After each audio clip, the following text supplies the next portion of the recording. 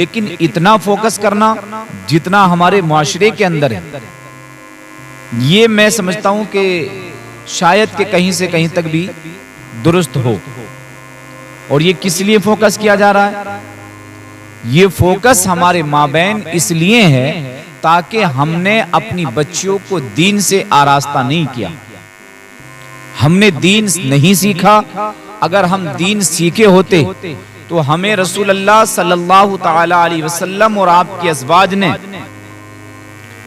وہ روزمرہ زندگی میں پیش آنے والے مسائل اور مراحل ہر ایک پر پرزور طریقے سے روشنی ڈالی گئی ہے، اور ایک ایک بات ہمیں ایگزامپل کے طور پر کر کے اور دکھائی گئی اور بتائی گئی۔ کیونکہ ہم نے الحمدللہ جس مذہب کو اپنایا ہے، جس دین کو ہم نے اپنایا ہے، اللہ کا شکر ہے کہ وہ بالکل چھڑا پھٹکا، بالکل سب سے انوکھا، سب سے نرالا اور سب سے لاجواب، سب سے شان والا دین ہے۔ یہ وہ دین متین ہے جس دین متین کو اللہ سبحانہ وتعالی خود اپنے نزدیک سب سے زیادہ پسند فرماتا ہے۔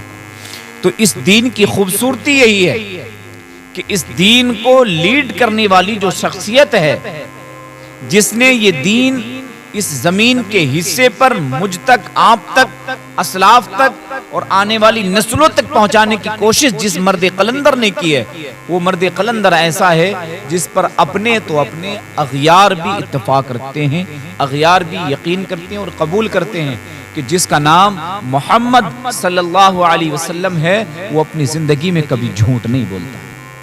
ابو جہل کے حوالے سے تمام روایتیں ایسی ملتی ہیں کہ ابو جہل خود اس بات کی تصدیق کرتا ہے اور وہ خود یہ بات مانتا ہے کہ محمد ابن عبداللہ جس کا نام ہے صلی اللہ علیہ وسلم، وہ کبھی جھوٹ نہیں بولتا، وہ جو بھی کہتا ہے وہ سچ کہتا ہے۔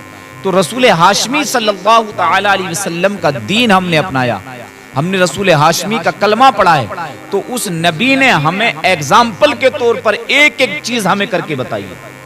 جو چیز رسول اکرم صلی اللہ تعالی علیہ وسلم خود کر سکتے تھے، آپ نے خود کر کے دکھائی، اور جو چیز آپ نہیں کر سکتے تھے وہ آپ نے اپنی ازواج سے کروا کر کے ایگزامپل کے طور پر اپنی امت کے مابین رکھی گئی۔ جو عورتوں کے مسائل ہیں وہ عورتوں کے لحاظ سے ازواج سے رکھوائے گئے، بیٹی سیدہ سے رکھوائے گئے، اور جو مردوں کے مسائل ہیں ان پر رسول اکرم صلی اللہ تعالی علیہ وسلم نے خود روشنی ڈالی اور خود ایگزامپل کے طور پر کر کے بتائے ہیں۔ تو اسی لیے میں کہتا ہوں کہ مذہب اسلام واحد اس کائنات میں ایسا سچا مذہب ہے جس کی آج تک کوئی مثال نہیں مل پائی ہے۔ اس نے انسان کو شعور زندگی بھی عطا کیا اور شعور بندگی بھی عطا کیا ہے۔ جس وقت میں رسول اکرم صلی اللہ تعالی علیہ وسلم مکہ المکرمہ میں تھے تو آپ نے ڈائریکٹلی لوگوں پر دین مسلط نہیں کیا، بلکہ آپ نے عرب کے بوریا نشینوں کو پڑھایا، جن کو پڑھنا نہیں آتا تھا ان کو پڑھایا، انہیں سکھایا۔ کیوں؟ کیونکہ اللہ سبحانہ وتعالی نے سب سے پہلا کلام رسول ہاشمی صلی اللہ تعالی علیہ وسلم سے جو فرمایا وہ بھی لفظ اقرا سے تھا۔ اللہ فرماتا ہے اقرا، پڑھو۔ تو اب آپ یہاں سے اندازہ لگائیں، جس رسول پاک صلی اللہ علیہ وسلم پر وحی کی شکل میں، قرآن کی شکل میں اللہ سبحانہ وتعالی کی طرف سے سب سے پہلا کوئی پیغام آئے، کوئی کلام ہو، تو وہ بھی یہ ہو کہ پڑھو۔ تو آپ سوچو اگر اس نبی کی امت ان پڑھ رہ جائے، گوار رہ جائے، جاہل رہ جائے، تو اس امت میں ایسے ہی مسائل پیدا ہوں گے اور ایسی باتوں پر ہی بحث و مباحثہ ہوگا، اور گھروں کے اندر نا اتفاقیاں اور دلوں میں برائیاں جنم لیتی رہیں گی۔ اور ان جنم لینے کی برائیوں کی صرف یہی وجہ ہے کہ ہماری قوم کے اندر دین متین موجود نہیں ہے، ہم نے علم نہیں سیکھا۔ جب اللہ نے پہلا کلام پڑھنے سے کیا تو رسول اللہ نے بھی زور دیا اس پر، اور آپ نے اپنی امت کو فرمایا کہ پڑھو پڑھو، اور آپ فرماتے علم سیکھنا ہر مسلمان مرد اور عورت پر فرض ہے۔ اس لیے کہ اگر دین سیکھے ہوتے تو یہ مائیاں جو عمر دراز خاتونیں ہیں، ان خاتونوں نے، بعض خاتونوں کے حالات ایسے ہیں کہ انہوں نے پورے دین کی دھجیاں اڑا کر کے رکھ رکھی ہیں، جہاں دیکھو وہاں بےہودہ سوال، جس حوالے سے دیکھو اس حوالے سے بےہودہ سوال، اور وہ سوال جن کا اسلام سے دور دور تک کوئی تعلق نہیں ہے۔ جیسے یہ چوڑیوں والا سوال ہے، اسلام کا اس سے کوئی تعلق نہیں، کوئی واسطہ نہیں ہے۔ اگر آپ چوڑیاں پہنیں تو یہ خوبصورتی ہے، زینت ہے، پہن لیجئے گا، پہن سکتی ہیں، اور اگر نہیں پہنتی ہیں تو اس میں بھی کوئی حرج والی بات نہیں ہے۔ اور ایسا کہیں سے کہیں تک بھی نہیں ہے کہ اگر ہاتھ میں چوڑیاں نہیں ہوں گی تو آپ کے ہاتھ کا کھانا پینا حرام ہو جائے گا، آپ کے ہاتھ کا کھانا پینا ناجائز ہو جائے گا، کہیں سے کہیں تک یہ بات لکھی ہوئی نہیں ہے۔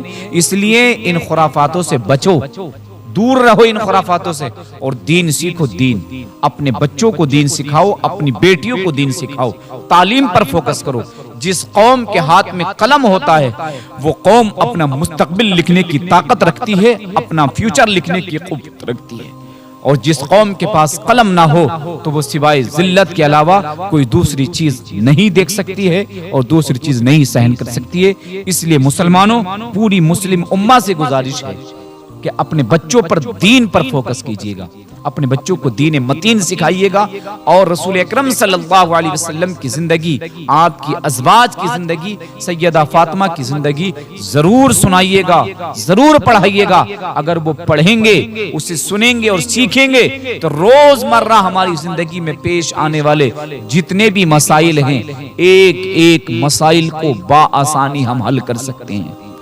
آج ہم مسائلوں پر بحث اسی لیے کر پاتے ہیں تاکہ ہمارا فوکس دین کی طرف نہیں ہے، ہمارا فوکس علم کی طرف نہیں ہے۔ دنیاوی تعلیم بھی اگر ہم سیکھیں تو وہ بھی ہمارے پاس موجود نہیں ہے۔ اس لیے میرے بھائیوں، جتنا ضروری دنیاوی تعلیم کو سمجھ رہے ہو، اس سے کہیں لاکھوں درجہ زیادہ دین متین کی تعلیم ہے، اس تعلیم پر فوکس کیجئے گا اور علم سیکھیے گا، علم سکھائیے گا، کیونکہ رسول ہاشمی صلی اللہ تعالی علیہ وسلم نے دوسری حدیث پاک میں یہ بات بھی نقل فرمائی۔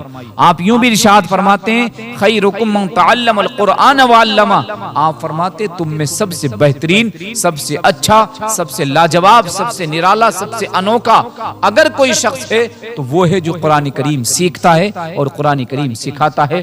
اس لیے دین متین سیکھنے کی کوشش کریں، دین پڑھو، دین سکھاؤ۔ دین سیکھو گے تو تمہارے بیچ سے تمام خرافاتوں کا، تمام برائیوں کا خاتمہ ہوتا چلا جائے گا، اور ایک ایک برائی جب ہمارے معاشرے سے دور ہو جائے گی تو پھر الا ماشاءاللہ، الحمدللہ ثم الحمدللہ، میں دعوے کے ساتھ کہہ سکتا ہوں پھر ہمیں کسی کے سامنے گھٹنے ٹیکنے کی ضرورت نہیں پڑے گی، کیونکہ جب تم اپنے اللہ کو پہچان جاؤ گے، اپنے اللہ کی بات کرو گے، اپنے رسول کی بات کرو گے، تو پھر تم جب ان کی غلامی میں آ جاؤ گے تو اللہ ساری کائنات تمہارے لیے بنایا ہے، پھر کل کائنات تمہاری غلامی کرتی ہوئی نظر آئے گی۔ اس لیے مسلمانوں، آخر میں یہی کہیں گے کہ دین سیکھو، دین۔ اور یہ جو مسئلہ ہمارے مابین رکھا گیا ہے چوڑیوں والا، اس کی کوئی حقیقت نہیں شرع میں، کہیں سے کہیں تک کوئی حقیقت نہیں ہے، لہٰذا اس بات سے بچیں اور اس خرافات کو اپنے مابین سے دور کریں، اس کا خاتمہ کریں۔ آپ کا جی چاہے تو چوڑیاں پہن سکتے ہیں اور جی نہیں چاہے تو نہیں پہن سکتی ہیں۔ ہاں البتہ مردوں کا اگر سوال ہے تو مردوں کے لیے چوڑیاں پہننا حرام ہے، مردوں کے لیے کڑے پہننا یہ سب ناجائز و گناہ ہے، ان سے مرد بچیں۔ عورتوں کے لیے کوئی ایسا مسئلہ نہیں ہے، اگر پہنے تب بھی کوئی حرج نہیں ہے اور نہیں پہنے تب بھی کوئی حرج نہیں ہے۔ ایسا کچھ نہیں کہ چوڑی اگر نہیں پہنیں گے تو آپ کے ہاتھ کا کھانا پینا ناجائز ہو جائے گا، بالکل کہیں سے کہیں تک شرع میں اس کی حقیقت نہیں ہے۔ اس طرح کی خرافاتوں سے محفوظ رہیں اور دین سیکھیں خود بھی اور اپنے بچوں کو بھی دین سکھائیں۔ امید کرتا ہوں میری بات بآسانی آپ کی سمجھ میں آ چکی ہوگی، اگر آئی ہے تو اپنے احباب تک ضرور پہنچائیے گا۔ یہ میرا جو مشن ہے اس میں ساتھ دیجیے گا۔ یہی ہے آرزو کہ تعلیم قرآن عام ہو جائے، یہی ہے آرزو کہ تعلیم قرآن عام ہو جائے، ہر ایک پرچم سے اونچا پرچم اسلام ہو جائے۔ اسلام زندہ باد، مسلک اعلی حضرت پائندہ باد۔